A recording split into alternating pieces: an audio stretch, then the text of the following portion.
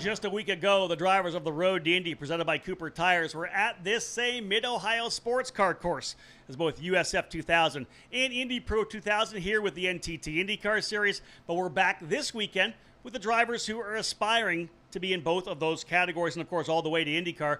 USF Juniors, presented by Cooper Tires, on track here at Mid-Ohio this weekend, joining the NASCAR Camping World Trucks and the ARCA Menard Series on an interesting weekend that will be really challenging for the young drivers here. USF Juniors, of course, the development level, the program within Anderson Promotions that gets drivers ready to go to USF 2000.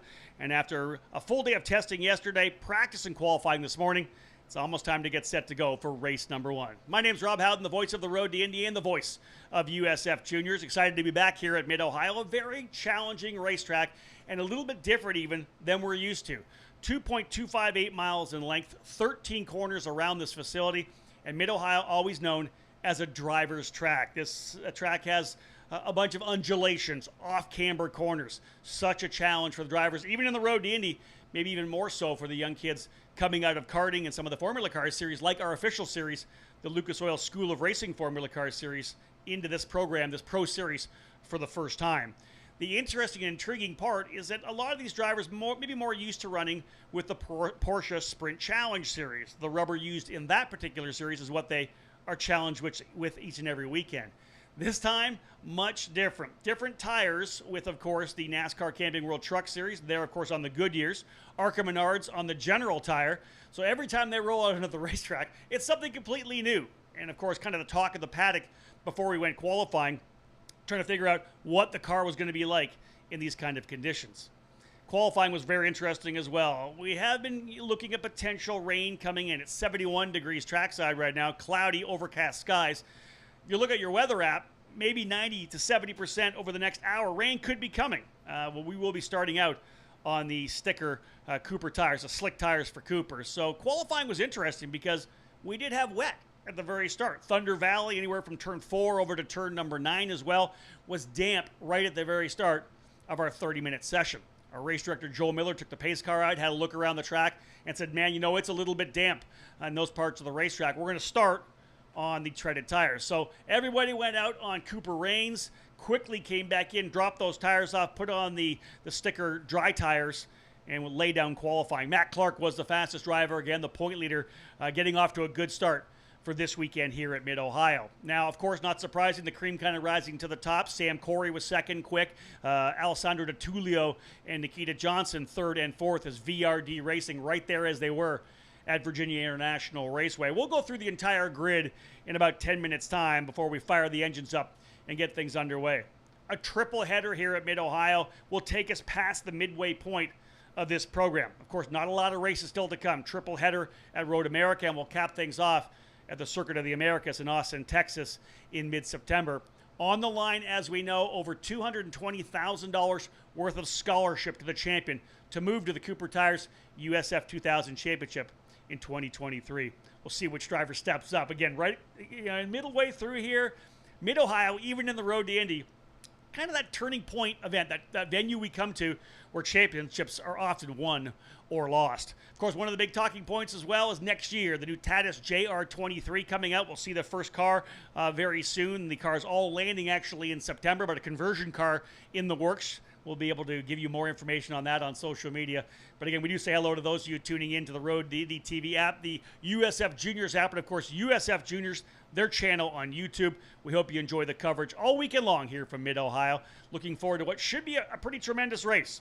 All the front runners, all the championship contenders in the first two rows. Pretty much what you want, although we do have a couple of newcomers here this weekend as well. Giorgio Carrera and Matty Oust joining us here to make an 18-car field for this weekend's event here at the Mid-Ohio Sports Car Course. As I said, about 5 minutes away, we'll get back up. I'll get my way across the racetrack to join John Phippen up in the Cooper Tire Broadcast Center, the PA booth here at this fantastic racetrack. From there, about 5 minutes away from firing up the engines for what should be a great 20-lapper in USF Juniors. Thanks for tuning in, folks. Don't go anywhere. After this quick break, driver introductions. It's your Uncle Cooper. Your SUV is a multi-purpose tool, like a corkscrew fish scaler. And that means your tires should be multi-purpose too. Like these Cooper rugged Treks. They're tough, but also run smooth as butter. And with dual sidewalls, it's like having a multi-tool that can look like a completely different multi-tool. Don't take that idea, by the way. I'm gonna patent it. Go with the Coopers. Cooper!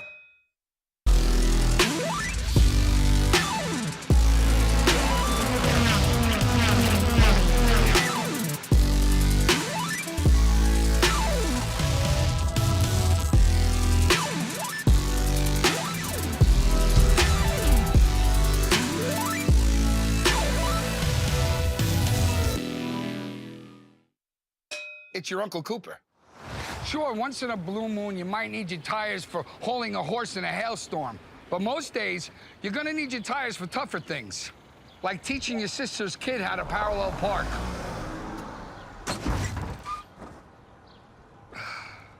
Thankfully, these Cooper and Duramaxes aren't just tough, they're everyday tough. Okay, there's a lot of improvement. Go with the Coopers. Cooper!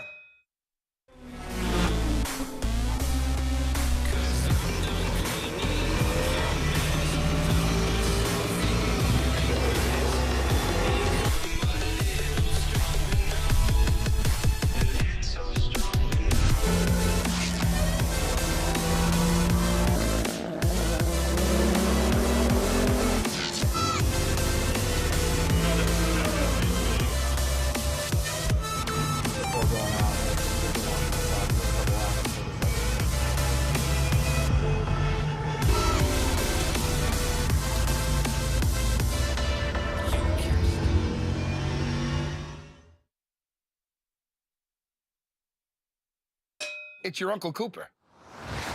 Your SUV is a multi-purpose tool, like a corkscrew fish scaler. And that means your tires should be multi-purpose too. Like these Cooper rugged Treks. They're tough, but also run smooth as butter. And with dual sidewalls, it's like having a multi-tool that can look like a completely different multi-tool. Don't take that idea, by the way. I'm gonna patent it. Go with the Coopers. Cooper!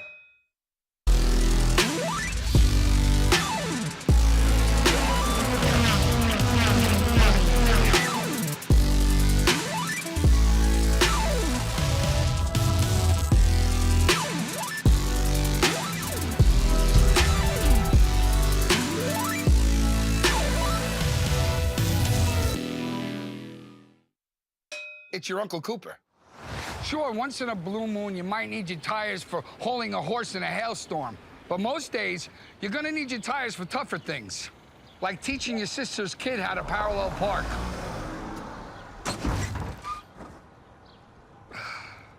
Thankfully, these Cooper and Duramaxes aren't just tough, they're everyday tough. Okay, there's a lot of improvement. Go with the Coopers. Cooper!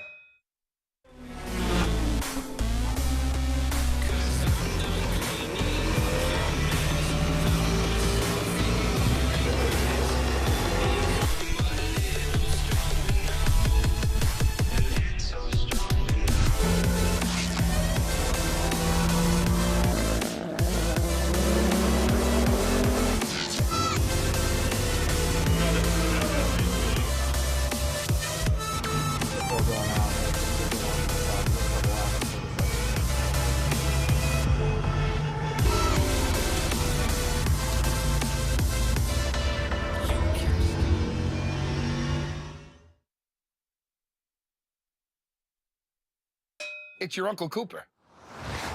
Your SUV is a multi-purpose tool, like a corkscrew fish scaler. And that means your tires should be multi-purpose too. Like these Cooper rugged Treks. They're tough, but also run smooth as butter. And with dual sidewalls, it's like having a multi-tool that can look like a completely different multi-tool. Don't take that idea, by the way. I'm gonna patent it. Go with the Coopers. Cooper!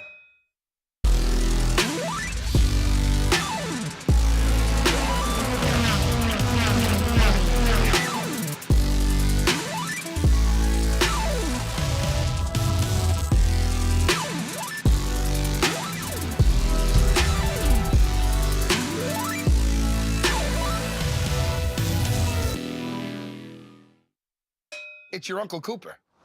Sure, once in a blue moon, you might need your tires for hauling a horse in a hailstorm.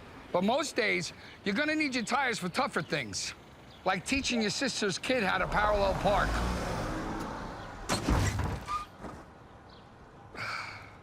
Thankfully, these Cooper Enduro Maxes aren't just tough, they're everyday tough. Okay, there's a lot of improvement. Go with the Coopers. Cooper! Back at it, folks, here live on the USF Juniors YouTube channel or the USF Juniors app. Say hello to those of you who have rolled in here for a Friday around the racetrack. Going to be a fantastic weekend of competition. A little bit of a different feel for you. Of course, we've got the NASCAR Camping World Truck Series. We've got the ARCA Menard Series. So the future stars, of course, of the NASCAR Cup program. But also, we've got the future stars of the NTT IndyCar Series. USF Juniors, the development program for the Road to Indy presented by Cooper Tires. And drivers rolling out here right now, most of them anywhere between 14 and 18 years of age. A number of 19, 20, 21-year-olds as well. But 18 drivers getting set to go. Let's have a look at the grid as we're about 4 minutes away from actually firing them up and getting them rolling. They'll cruise out onto the grid. We'll get their pit carts out here as well. But again, 4 minutes away from firing things up. Earl Tucker, the number 24 for DC Autosport, going to start in the 18th position. A very interesting kind of, let's say, confusing qualifying session. It was wet at one point. They started with rain tires, then they went to slick tires. Tucker starting at the tail of the field in the number 18 position in the 24. Alongside him, young lady out of Texas, Maddie Oust, in the number 37 for Crosslink Kiwi Motorsports. She'll start in the 17th position. Row 8 will have Maxwell Jameson in the number 18 on the outside. Jameson and his teammate Jake Bonilla in the number 19, starting on row number 8 in the 15th and 16th position. Jameson out of Houston, Texas. Bonilla out of San Antonio. So a couple of Lone Star State drivers starting on row number 8. We'll move down to row number 7 out of Florida. It's Alan Isambard for International Motorsports in the number 53, while Indianapolis, Indiana driver Elliot Cox in the 67 will start 13th. Row 6 will have Titus Sherlock out of Prosper, Texas in the number 31, starting 12th for Crosslink Kiwi. On the inside for DC Autosport, it'll be the number 71 of Ethan Ho from Los Angeles, California.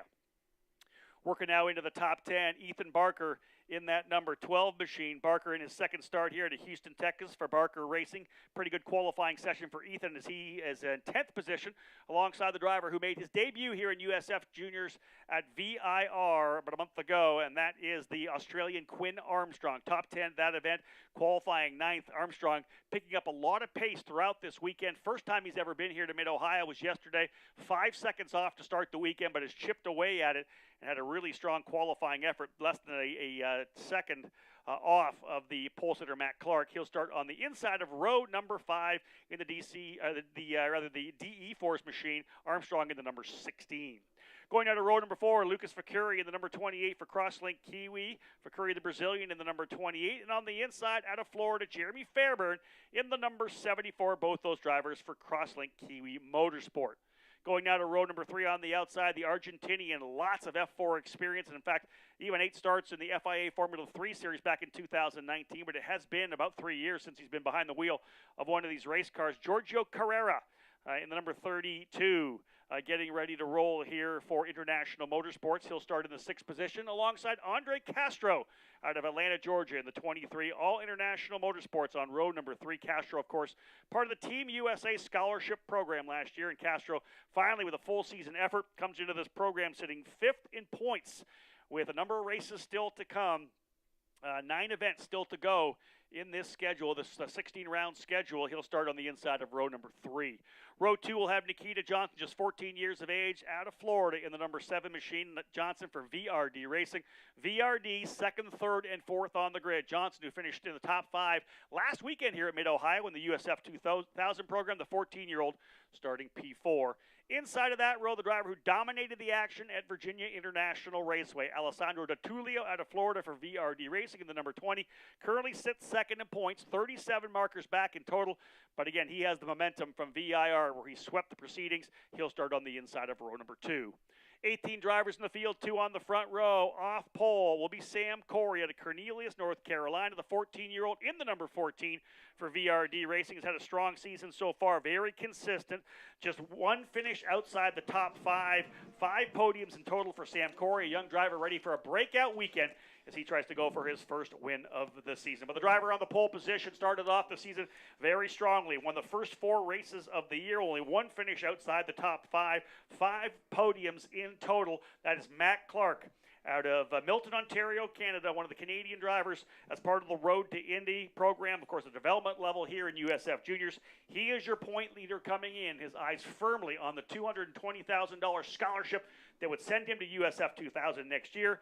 Matt Clark about ready to go. Our field getting set down here on pit lane, just getting the drivers into their positions, and we'll fire them up momentarily. It'll be Clark and Corey on row 1, DeTulio and Johnson row 2, Castro and Carrera row 3, Fairburn and Fakuri on row 4, Armstrong and Barker row 5, Ho and Sherlock on row 6, Cox and Isambard row 7, Bonilla and Jameson row 8, Oust and Tucker on row number 9. Joining me in his PA booth, I'm actually joining him in his PA booth, John Phippen, the voice of Mid-Ohio. Great to be here, John. I know you know a lot of these drivers from the work you've done with other programs.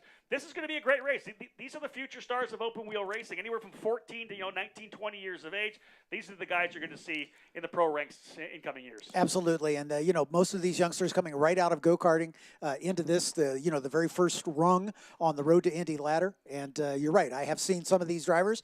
Matt Clark specifically has had some good success in the other series, and Alessandro DeTulio has had a couple starts with us. Nikita Johnson as well. Andre Castro has had a podium already this year.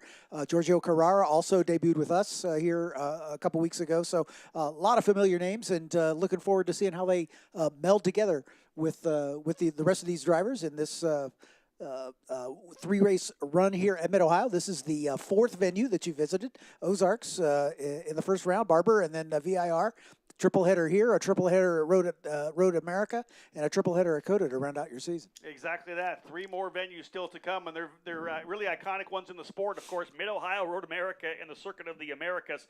A triple header here for these drivers this weekend as well. Obviously, the ARCA Menards and the NASCAR Camping World Truck Series, just that single race they're going to have. We try to give these young drivers lots and lots of track time. One driver late to the grid, the 28th of Andre Castro, late to the grid. They've given the command already to fire the engine, so I think Castro's going to have to start at the tail of the field. So Castro did not make it to the grid on time. It'll be a position of both international, at least 2 of the international motorsports cars. That's also the 53 of Alan Isambard. And I think they're going to try to get themselves back into the spot. I don't know whether or not they're going to give them their spots back. They were late to the grid. We'll see what they decide to do right now, as everybody out here on the racetrack already. So the driver's pulling away. Yeah, I think they're going to hold these guys. I don't know whether or not they're going to allow them into their spots. Well, they do now. We'll see how that plays out. Again, the 2 international motorsports drivers late to the grid, both Andre Castro and Alan Isambard. Engines are fired. Drivers are leaving pit lane as we get set to go for what will be a 20-lapper. Or 40 minutes, a 40-minute window for 20 laps for the drivers here in USF Juniors. And again, John, as we know, a very tough racetrack.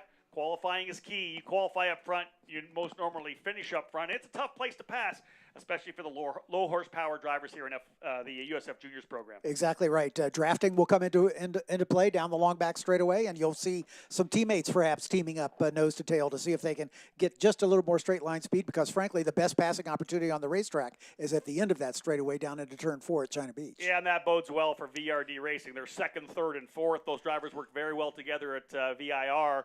Virginia International Raceway, where drafting is absolutely at an absolute premium there. They were really able to leverage that. They worked together. They pushed each other, and were able to get good finishes. DeTulio ending up with 3 straight wins there for Matt Clark, almost kind of the interloper, right, in that green VRD trio. He's having to battle against all 3 drivers. I think he'd love to have an Andre Castro here who's supposed to start 5th. Would like to have him maybe in the fight as a partner, sure, a non-VRD partner to battle it out. But again, we'll see how things shake down to start things off. Drivers on the reconnaissance lap right now, I believe will go green first time by. And again, all these drivers on the slick Cooper tires getting set to get things underway. 18 drivers in the program. And looking forward to seeing who comes out on top here. 1 race today, 2 tomorrow. We'll be done by 1 o'clock tomorrow to line things up for the NASCAR Camping World Truck Series main event. Looking forward to that, of course. But the young drivers already working their way out of Thunder Valley. They'll go 2 by 2 out of turn number 11 through to turn 12 and 13. 2.258 miles the distance here. This great Mid-Ohio racetrack, 13 corners, as I said. They'll come through the final corners now. Through 13, Matt Clark looking to punch off. He'll roll out, stack them up, and we are at it. Green, green, green.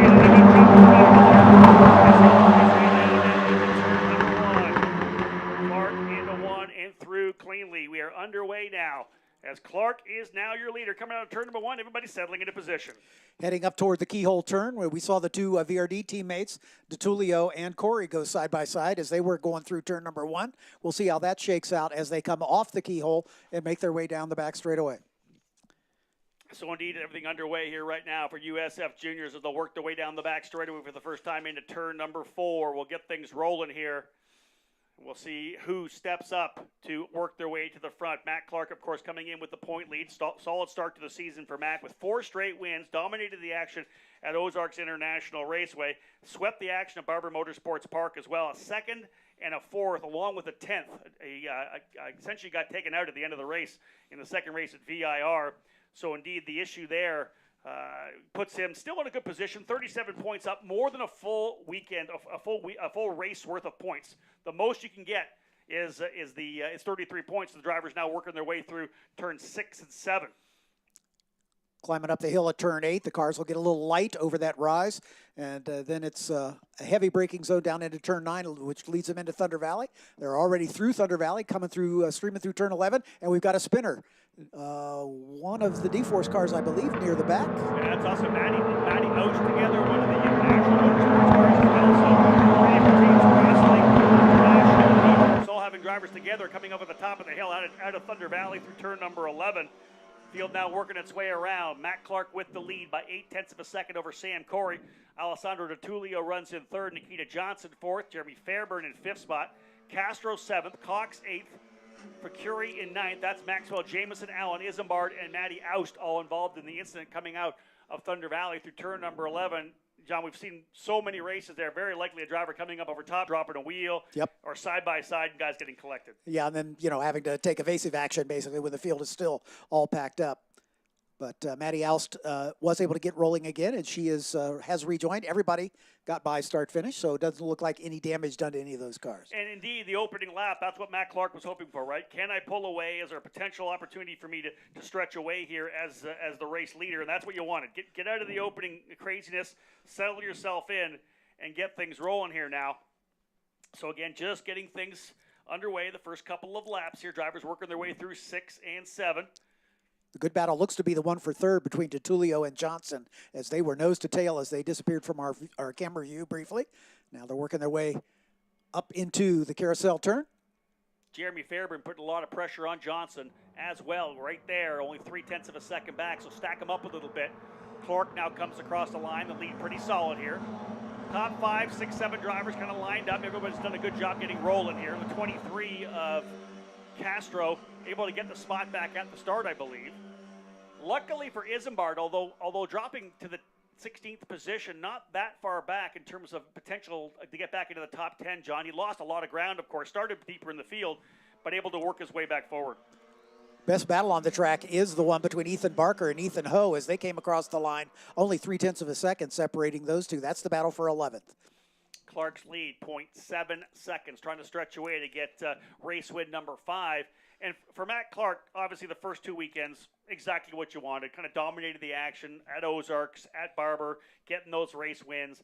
Then he fought as hard as he could against DeTulio and the rest of the VRD drivers at Virginia International Raceway. For him to be able to come back and potentially grab a win here, that would be that kind of return to form, right? Yep. You don't want to see yourself lose momentum coming into the second half of the season.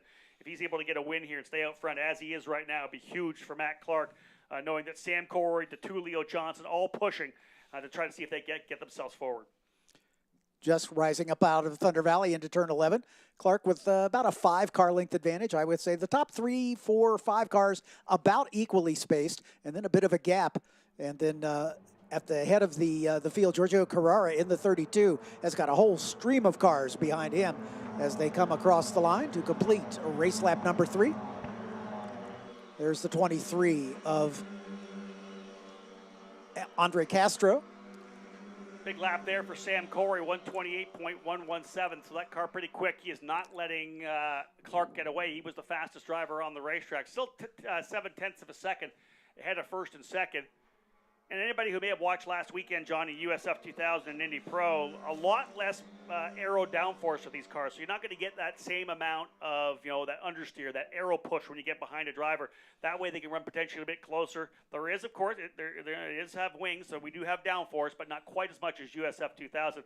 And watch for that big draft, though. In a line, you still have the big draft. It's not losing the air off the front wing when you're going to be going through some of the longer duration corners here. Yeah, as with any downforce car, it is tough to follow closely behind because the disturbed air from the leading car does take air off of that front wing, and you can get understeer pretty quickly as the following car. So that's just a factor that a lot of these drivers coming right out of go-karting haven't had to deal with before. That's the biggest transitions. Number one, the fact the cars are a lot bigger. For those coming out of karting, they're a lot bigger. You can't see the wheels on the car either. That's one of the biggest things. You're sitting so low, you can't see the front wheels. You got to give people a little bit extra room. That's kind of a bit of what the drivers have to learn, and some of the reasons why we may have more incidents than others in this first kind of developmental program, drivers coming out of karting. Just getting a feel for what these cars take and trying to develop more patience. They're young as well. You're expecting a certain level of maturity, but they're young. They're used to winning races. They're used to racing hard in karting. You got to give a little more room when it comes to cars. And there's a lot more cart behind the back of their car behind the back of their seat than they're used to. In a go-kart, you almost sit over the rear axle, and there's so we found a lot of these youngsters as they first come in, when they cut back in front of somebody, they go, "Oh, I forgot, I've got 3 extra feet of car here." Exactly that. That's very true. There's so much more car, and again, that's it. The issues that they have to deal with. Got a couple laps in the books right now, 4 of 20 now in the books. Alan Isambard into pit lane in the number 53 for International Motorsports, and you have to believe some kind of damage potentially with the incident that he had on that opening circuit. We got some great racing coming down the back straightaway. The guys battling it out a little bit further back in there. Fairburn, Johnson right there, rather Fairburn and Cox right behind Nikita Johnson. Watching the drivers come through, the 2 DC Autosport drivers here as well. Isambard climbing out of the car, so it looks like his day is done. You saw the number 7 of, rather number 23 of Castro, the 32 of Carrera. That was 7th and 8th. Lucas Facuri right behind them. Titus Sherlock, Ethan Barker, Ethan Ho there as well. Front 3 drivers starting to stretch away a little bit here right now, though, as they'll work their way out onto the front straightaway once again. And it's Matt Clark still getting chased by all 3 of the VRD machines, and that is Corey, DeTulio, and Johnson. Jeremy Fairburn running in the 5th spot. Elliot Cox in 6th. Castro 7th. 8th is Carrera. 9th, Facuri. And 10th is Titus Sherlock. Jake Bonilla trying to work his way back forward again. Of course, Jameson, we know Maxwell Jameson involved in the incident coming out of Thunder Valley on the opening circuit. That number 18 machine coming across the line now ahead of Matty Oust in the number 37. And the interesting thing about the program with the triple header, John, is you can have an issue. The young drivers can have an issue in the opening race. They know they've got more to come. Learn from that first one. What mistakes did I make? Let's get the car a little bit better if we can, but I'll try to make less mistakes, get out there for race number 2 and race number 3. We're trying to give them all the opportunities to have wheel-to-wheel action. And even though we're working race lap 6, just about the entire field is going quicker each time across the line. Only a handful of drivers did not turn a personal best on that last lap. So we're still in the early stages here, working race lap 6 of the schedule 20. A little bit of damage further back for one of the Crosslink Kiwi Motorsport machines. I'm seeing some damage on the left side of the wing. I'll try to pick that up here on the front straightaway again as well, as the drivers have worked their way out. It's all through 6, all now into Thunder Valley. Trying to figure out which driver that may have. Might be Titus Sherlock, actually. Sherlock, who's got Ethan Ho right behind him. That would be the 10th place driver. So I'm trying to pick that up. Left side of the front wing. Some issues for Titus Sherlock. Yeah, indeed. He's got that thing bent up pretty good. That's going to change the balance of that race car quite a bit.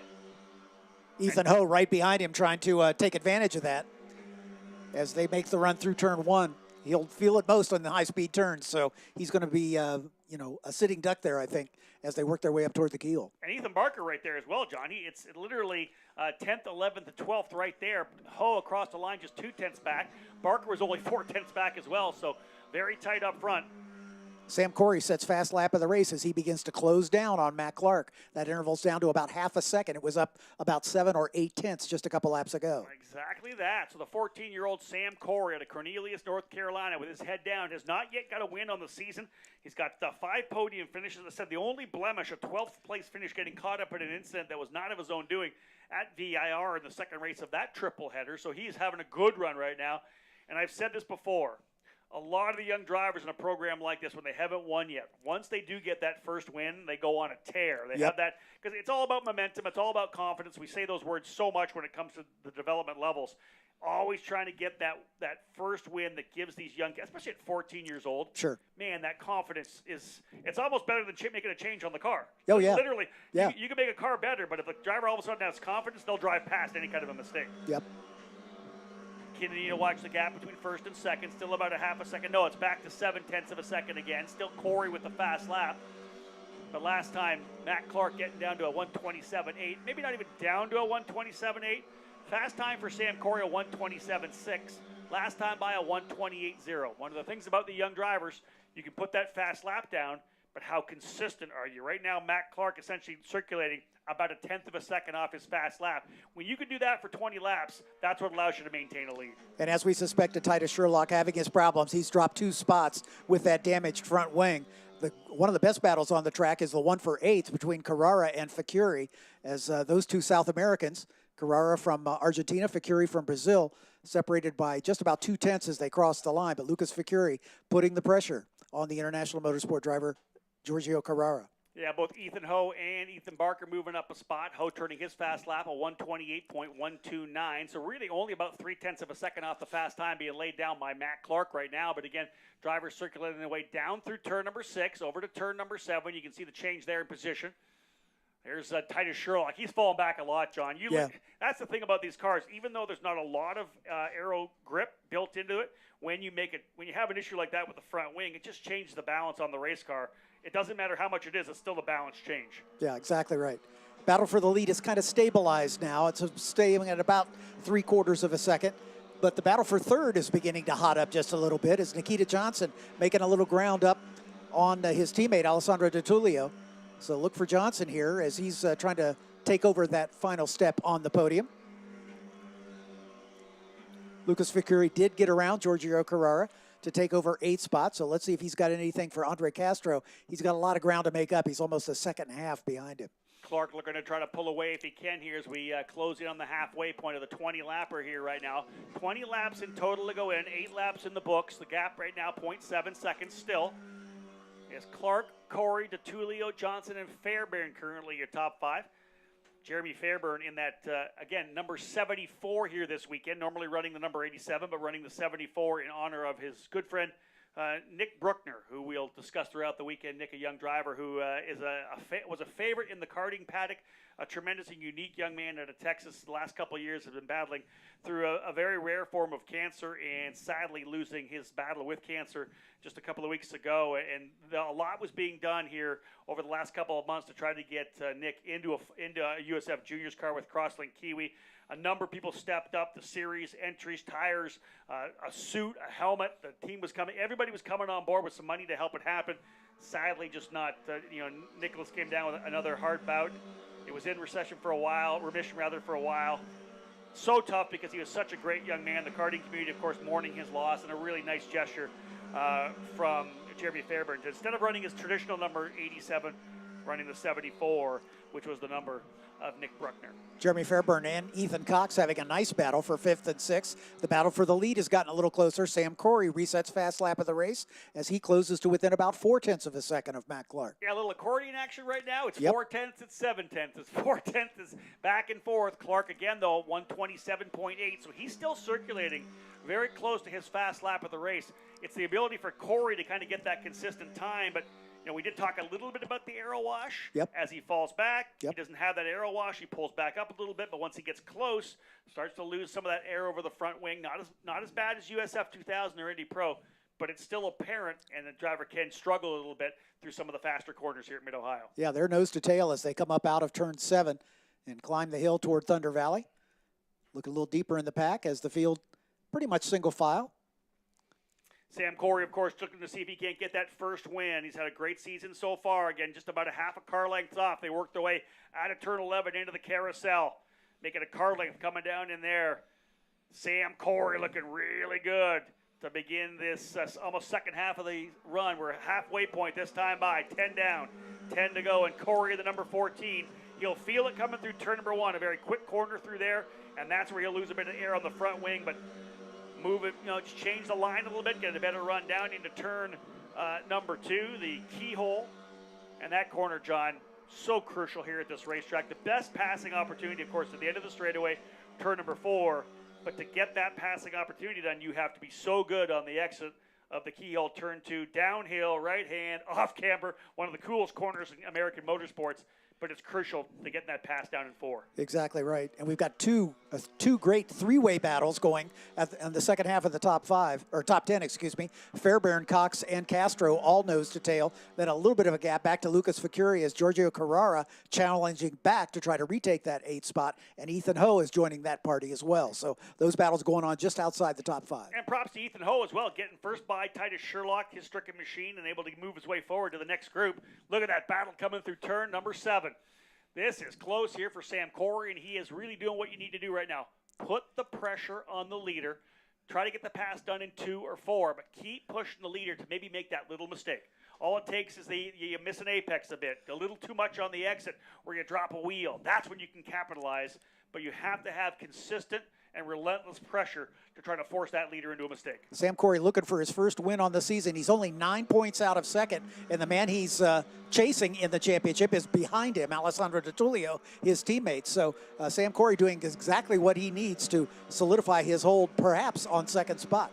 Yeah, he's only 46 points back in the championship chase. As I said, a 12th place run at VIR, the worst finish of the year for Sam Corey. Other than that, he has 5 podium finishes. Was strong off the top of the season, 3rd at both races at Ozarks, 2nd in the opening round at Barber Motorsports Park, followed that up with a 4th, and then a 12th, probably a 3rd, a 12th, and a 3rd at VIR. This kid is knocking on the door. Again, the young driver, Sam Corey, out of Cornelius, North Carolina, in the Redline Oil Phil Wright Stilo Helmets machine. Battling it out, though, with the driver who really came out of the gate the strongest. He really has the championship bit in his teeth right now. That's Matt Clark out of Canada. Yellow flag's out. Yeah, seeing a yellow flag here. Not quite sure what it is, but full course yellow being thrown here at start-finish. So an issue here, 11 laps in. Field will slow. Pace car will head back out onto the racetrack. I'll pick them up as they come down the front straightaway and under the Cooper Tire bridge. So unsure what the issue is right now, but we are full course yellow.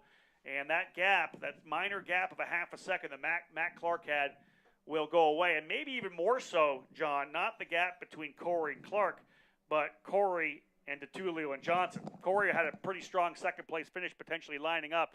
Instead, he now finds himself with his teammate DiTullio right back on the gearbox. So here's your lineup here as they put lap number 12 in the books. Matt Clark, the leader.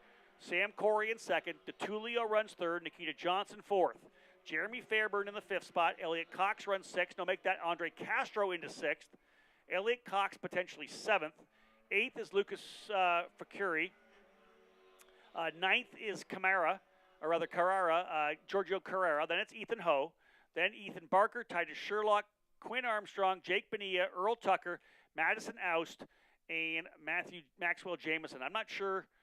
Jameson potentially could be it, John. He is 2 laps down. Oust just a 1 lap down. So here comes Matty Oust to go in here. So I think it's going to be Maxwell Jameson, who's by himself on the racetrack. An issue with Jameson likely to bring out the yellow flag.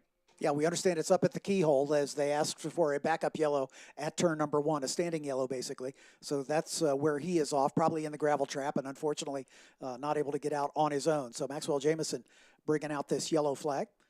One of the things that we've done here on our USF Juniors program, of course, when we have a Road to Indy event, we work very closely with the IndyCar AMR safety team, which is fantastic. We have members of that safety team coming with us to all of our races to kind of work with the track staff as well.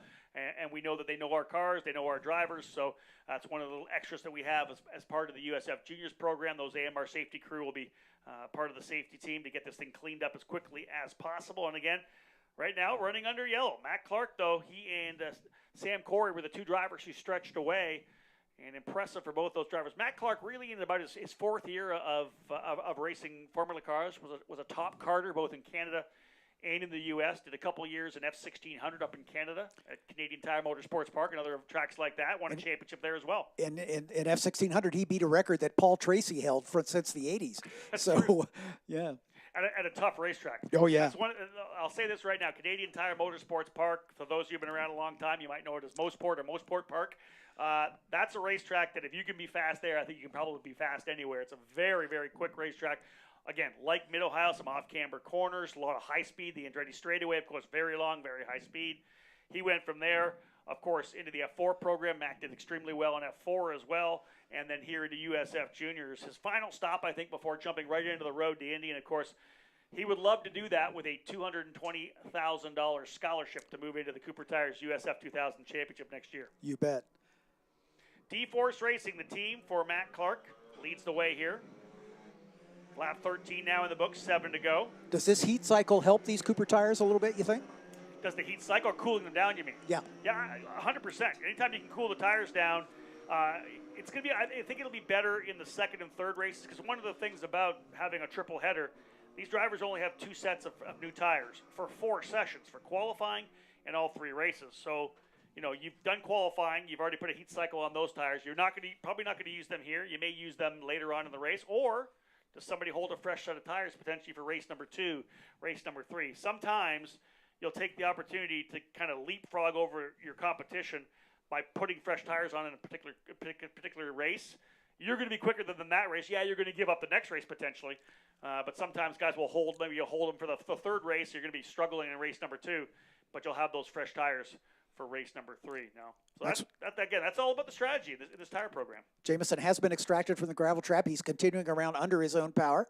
In fact, just saw him now coming through turn number 6. So barring any unforeseen circumstances, we should be able to go green next time by.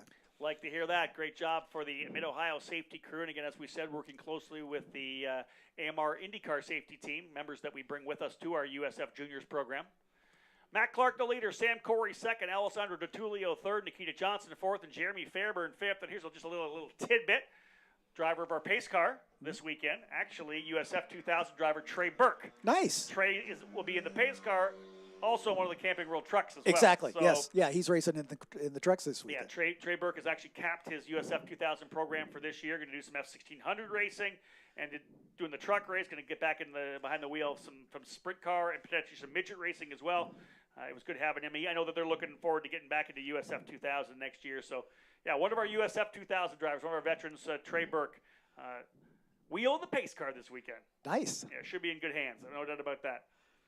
And indeed, he'll wheel it up out of Thunder Valley now, trying to get ahead of the field. Lights out. Lights are out, indeed. We are going racing right now, so it'll be lap 14 in the books. 6 more laps remaining. Matt Clark, Sam Corey, Alessandro DiTullio, Nikita Johnson, Jeremy Fairburn, the front 5. This should be some aggressive racing in this opening lap to see who can potentially get back by. They'll work their way out of the final corner. And a decent start for Clark, pretty much matching the speed of Corey. Corey, though, in the draft, coming up into turn number 1. Thinks about the inside, doesn't go for it. Got to keep the inside line, though, to get the air over the front wing. And they're clean and green through turn number 1. Motorhome stacked up on the run up to the keyhole turn, so our visibility sort of goes away as they bed it down into the keyhole. We'll get a glimpse of them as they start back down the back straightaway here. Matt Clark doing what he can to hold off Sam Corey. The best opportunity for Corey throughout the race so far. The opening lap, and then, of course, here on lap number 14 as well. They'll line them up going down the back chute. Everybody in single file down into turn number 4. So a good run, good start for the opening couple of corners here from Matt Clark. But how do things play out when you come through one of the toughest parts of this racetrack, the 4, 5, 6, 7 combo? You're really rolling the car. There's a lot of off-camber action there. You're trying to be real precise on the throttle. And look at this, stack them all up. Clark's going to have the lead, but everybody attacking. One of the drivers to watch out for, I think, as well, is going to be Jeremy Fairburn. He's been right behind those VRD drivers. He wants to find a way by Nikita Johnson. Let's see if Fairburn gets aggressive here on the restart. We were getting word from the corner workers that there was some contact between Matt Clark and Sam Corey, and Sam has taken over the lead. So, oh, indeed. So let's have them coming out of turn number 12 and 13 right now. We do have a new leader in Sam Corey. The first time The young North Carolina drivers led here in the 2022 season. Corey, your leader. Clark second. DeTulio runs third. Johnson fourth. And actually, it's Andre Castro in the number 23, able to slip by. So move Castro up into the fifth spot. Fairburn goes down into P6. Cox seventh. Lucas Facuri in the eighth spot. Giorgio Carrera in ninth. And Ethan Ho rounding out the top 10. So Corey, the leader right now with 5 to go. Perhaps a little argy-bargy involved. We'll just have to take for granted what we hear from the corner workers, but minor contact was reported. Well, we had obviously Joel Miller, our race control, watching from race control, but we do have other officials out on the racetrack as well. Our driver coaches, Gabby Chavez and series manager Gustavo Yackelman out there as well, keeping very close eye on the drivers in some of the key corners of this racetrack. Of course, turn 2, as you had said, John, and down in 4, 5, and 6. So we do have eyes on the racetrack as well. So if contact was there, our coaching staff and series management right there to potentially lay down any kind of penalties. But right now, Sam Corey doing a great job. Could this be the first win for the young 14-year-old? He'll have 4 laps to go when he brings it back out. We'll see whether or not Matt Clark can put his head down. But, hey, for Matt Clark, anytime you come in, I always say this to any driver, as long as you finish ahead of the point leader, it's a win for you. You bet. If Matt Clark can finish ahead of Alessandro DeTulio, it's essentially a win for him as well. Yep. Able to extend his point lead. But we know Sam Corey trying to get that first win to potentially get himself back closer to the lead. But right now already, Matt Clark with a bonus point for qualifying on pole, bonus point for leading the most laps as well. We'll look at fast lap of the race later. That's still Sam Corey. But right now, 2 of 3 available bonus points already on the side of Matt Clark. 4 laps to go as we're working race lap 17 of the scheduled 20. Corey and Clark separated by about 0.6 of a second. Alessandro DeTulio about an equal gap back, about 0.7 back to third spot. In fact, the top 5 or 6 pretty much evenly spaced all the way back. This will be it for USF Juniors here today. We're back tomorrow for 2 races. We'll go green at 9 a.m. tomorrow morning for race number 2. And just about 2.5 hours later, 11:30 scheduled start time for race number 3 of the triple header. Looking forward to more great racing tomorrow, and ideally we'll see some good weather. The crazy thing is, we said we were looking at potential rain here all morning. Based on what I saw in Mansfield, they were saying it was raining when we started the race. Not quite in Mansfield. We're actually at the racetrack. And again, we talk about the way that rain often stays away from the track, right? We're able to give the good juju to get rid of that rain. Yeah, we have a cone of silence. The cone of the vortex. Right? Yeah, right. The vortex of speed. Exactly right. Well, we're not wet here now. The drivers are enjoying that. But, again, it would have been interesting having to get those Cooper rain tires out and then potentially have fresh tires for the main event. Right now, Sam Corey out front. And this is an interesting discussion point, John. Here's a young driver who's 14 years of age, has not yet won. Did a lot of karting. Has driven the mini sprints and micro sprints at Millbridge, the tight dirt track near Charlotte that so many guys go and run. The Kyle Larsons go and get a chance to run that dirt track. That's something he's done for car control as well.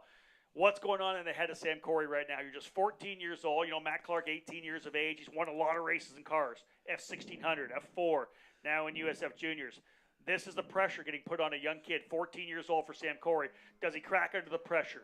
Can he hold on out front? Does he put the laps down? This is a really good opportunity for Sam Corey to show what he's made of. Exactly right. Good intramural battle going on for 13th and 14th as Jake Bonilla got around Quinn Armstrong for 14th, but Armstrong was right on his rear wing as they came by start-finish. Those are the teammates for D-Force Racing. We'll keep an eye on that battle as well. Quinn Armstrong literally in his second weekend of racing cars. Top carter down in Australia, making his debut in cars at VIR here in USF Juniors. There'll be a full season of USF Juniors next year, I believe, for Quinn Armstrong. A very talented young driver who has found a ton of speed throughout this weekend. But yeah, Sam Corey, no flinch whatsoever. His fast lap of 127.5, last time by 127.7. 2 to go this time by for Sam Corey. Will be a first victory. He'd be the 3rd winner on the season as well. Clark still holding on to 2nd. 3rd DeTulio, 4th Johnson. Fairburn and Carrera having a good battle for 6th and 7th as Jeremy Fairburn just took that position. And don't count out Castro versus Johnson either. Oh, yeah. Andre Castro trying to get himself back up into the fight here as well. He and Johnson turned their fastest laps last time by. Watch for Castro to try to roll up on Johnson here as he was quicker by maybe a couple of – actually, Johnson was actually quicker. We're watching a lot of battles here further back in the pack as well. The more close battles, Elliott Cox, Lucas Facuri, and Ethan Ho, all a couple tenths of a second back. Giorgio Carrera for International Motorsports, only 2/10 off of Fairburn. We'll see the white flag next time by as the starter has it in his hand, waiting for the leaders to make their way around the lap. That burning desire for a young driver to get the first win in a program. This will be a big day for Sam Corey if he gets the job done. He will pull that car into victory lane, and I'll tell you, the celebration will be big for VRD. They've already got 3 wins on the season here for Alessandro DiTullio at VIR. But again, I talk about drivers getting breakthrough wins and kind of opening the floodgates. This would be huge for the confidence of Sam Corey. He'll work his way out of the carousel now. DiTullio closing up on Clark to within about a car length coming out of the carousel as well. So we could have a battle for second, but the white flag flying right now here for Sam Corey. See what other good battles we have further back. Everything behind the 32 of Carrera. Wow, there's a big lineup there. Lucas Facuri as well and Elliott Cox. Yeah, Carrera got around Jeremy Fairbairn. They have swapped that position back and forth more than once during this race. So that one's going to go right down to the wire. Yeah, good run for Carrera to work his way back forward. Again, started deeper in the field, fighting his way back up here. Again, that team a little late get to the grid. He's been able to fight his way back forward in a 32. Corey, though, looking to see if he can't get it done here. The North Carolina driver for VRD Racing looking for his first win here in the USF Juniors program. And again, that would set up the momentum, again, for tomorrow. 2 races tomorrow. He'd be a happy kid going to sleep tonight knowing that he can come back and get some more race wins. Earl Tucker had a spin at turn 5, by the way, on that last lap. That's allowed Matty Oust to move around him up into 15th spot. Quick look at the lap times, too, whether or not they're going quicker than they did in qualifying. And no, Corey and Clark do not. Some of the drivers may be further back, potentially quicker. Here comes the field through 6, 7, over to 8 and 9. Again, really the last test for Corey will be getting through turn number 9 cleanly down into Thunder Valley. At that point, pretty good run. Up out of Thunder Valley. It was Matt Clark winning the first 4 races of the year. Then it was DiTullio going on a run. We'll have our third different winner as they'll work their way to turn number 13. The victor in round 1 of the triple header in Mid-Ohio for USF Juniors is Sam Corey. Corey with his first win. Matt Clark second with DiTullio right on his gearbox.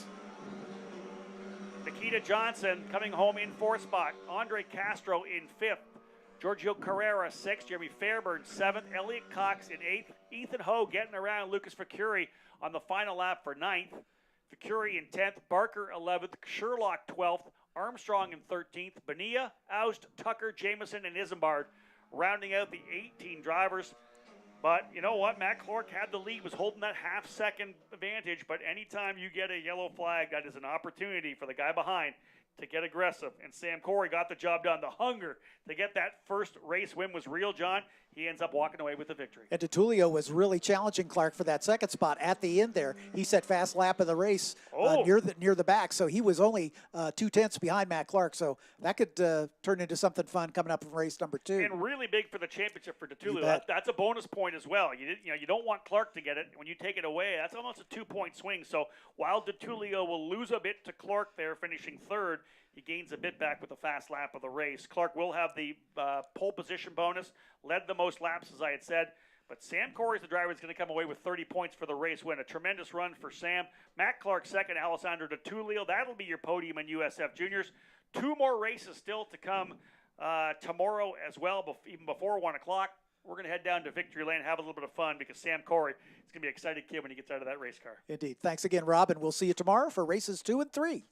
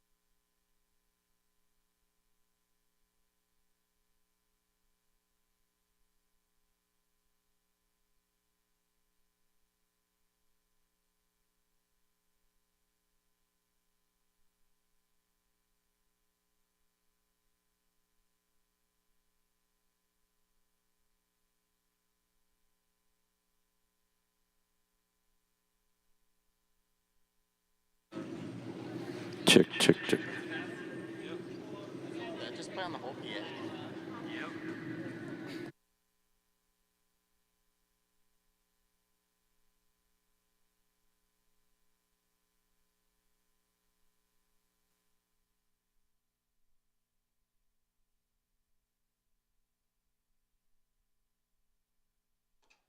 As we mentioned, Rob Howden making his way down to the podium, and we will be able to carry that for you on the main PA, so you'll be able to hear the podium celebrations as we welcome our top 3 finishers of the USF Juniors, round number 1 for the weekend.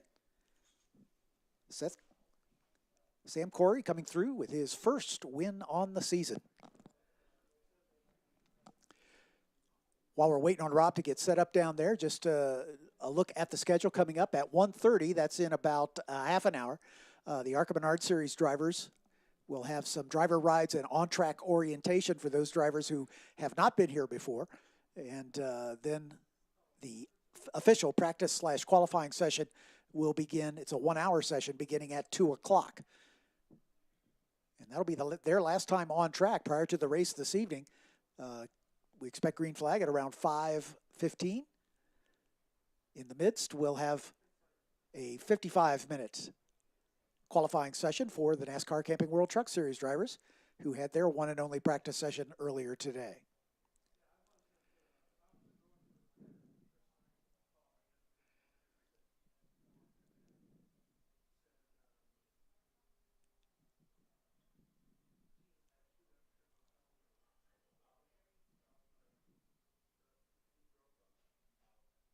Most of the ARCA Menard Series cars have been pushed into position here on the pit lane, so they're beginning to make final adjustments. Some of them still under car covers, but the most crews working to make final adjustments, so getting ready for these cars to take the track within the next hour or so.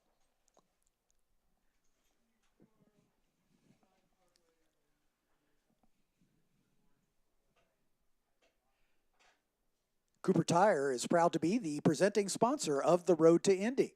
American-owned since 1914. At Cooper, we believe that manufacturing a quality product is key to ensuring your peace of mind.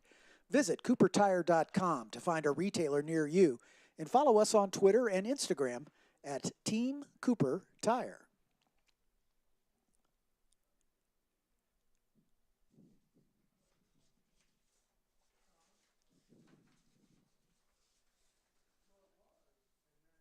Go behind the scenes with us on Instagram and follow us at Official Mid-Ohio. Don't forget to tag all your pictures with the hashtag TrucksMO.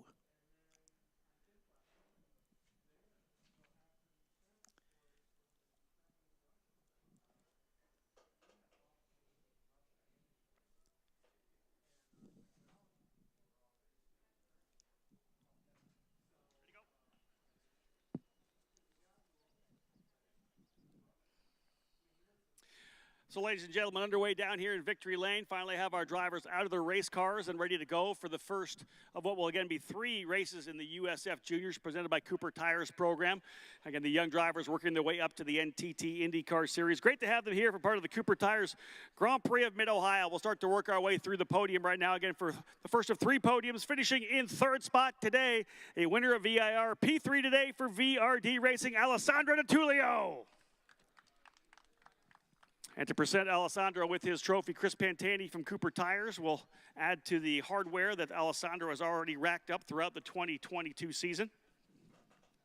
2nd place in points right now, fast lap of the race right at the very end of that 20-lap run for Alessandro, getting a bonus point there. Battle of the Championship is going to be a fight all the way through to the Circuit of the Americas in September. Of course, $220,000 of scholarship for the champion to move to USF 2000 next year. Finishing in 2nd spot to extend his point lead out of Canada for D-Force Racing. P2 goes to Matt Clark. Matt Clark coming home in 2nd.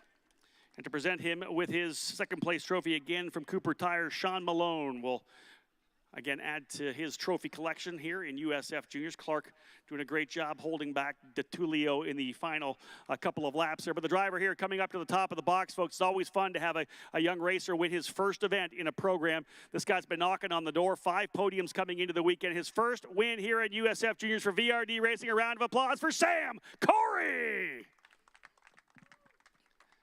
Sam, stay down here and chat with me first. Hop down here with me, have a quick interview. Listen, that first win obviously is big. You were right there knocking on the door, all the podiums, but you had the patience. Tell me about going for this win. First off, what is the emotion getting that first victory? Oh, it's great. I mean, you said it. It will come, and it did, and I'm so excited. I just want to thank all the VRD boys for the great car and just a great team overall. You obviously pushed Mac through the first 13 laps. You guys were on him the whole time. That restart, of course, was huge for you. You knew it was your opportunity. Talk about the pass a bit. Yeah, we were. I was just pushing behind him, just trying to catch up to him, and he made a few good blocks there in the beginning, and then the safety car came out. And then we went back going green. We went down the back straight. He blocked really well into 2, and then we went down the back stretch, and I was on his inside a bit. We made a bit of contact, but overall it was really clean. Big first win. Who do you want to thank? I just want to thank all the VRD boys, Phil Wright, VRD, Redline Oil, Steel Helmets, everyone that's helped me get here, my parents especially.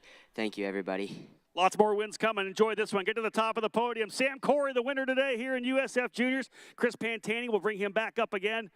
5 trophies already for Sam Corey on the season podiums, but none of them has the number 1 on them. It does now. He scores his first win of his USF Juniors career, and again, sets up for what should be 2 more great races tomorrow as we cap things off on this triple header tomorrow here at the Mid-Ohio Sports Car Course. Again, those of you tuning in live on the USF Juniors YouTube channel or on the USF Juniors app, we appreciate you doing that. We're back again, as we said, for 2 races tomorrow.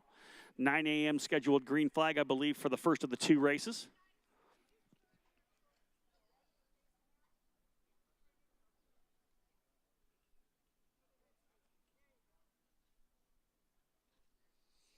So again, these young drivers here at USF Juniors, the next step for them, of course, into the road to Indy, into the Cooper Tires USF 2000 Championship, following in the footsteps of so many young drivers who have driven this Ligier to work their way up. Brand new car coming for next year with the Halo device in the new Tatis JR23. So all that's left to wrap up the day will be the celebration with the champagne and with USF Juniors, the sparkling cider, if you will.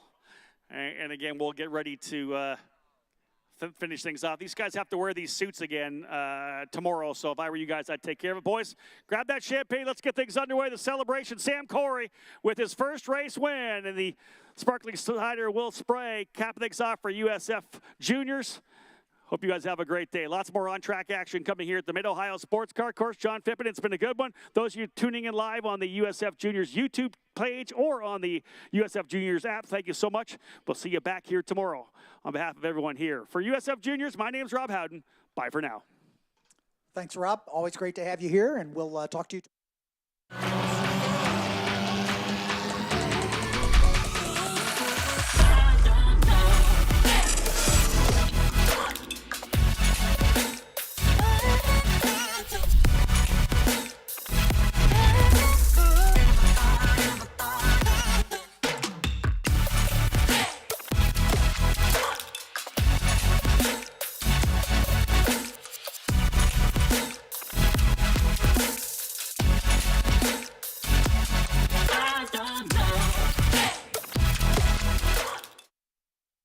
It's your Uncle Cooper. Your SUV is a multi-purpose tool, like a corkscrew fish scaler. And that means your tires should be multi-purpose too. Like these Cooper rugged Treks. They're tough, but also run smooth as butter. And with dual sidewalls, it's like having a multi-tool that can look like a completely different multi-tool. Don't take that idea, by the way. I'm gonna patent it. Go with the Coopers. Cooper.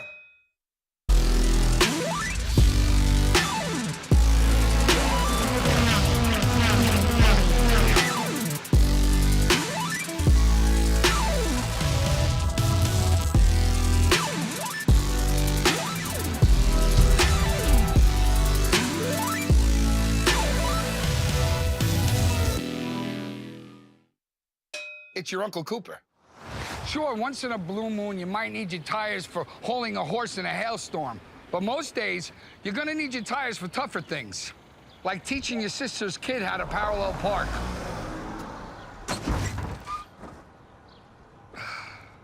Thankfully, these Cooper and Duramaxes aren't just tough, they're everyday tough. Okay, there's a lot of improvement. Go with the Coopers. Cooper!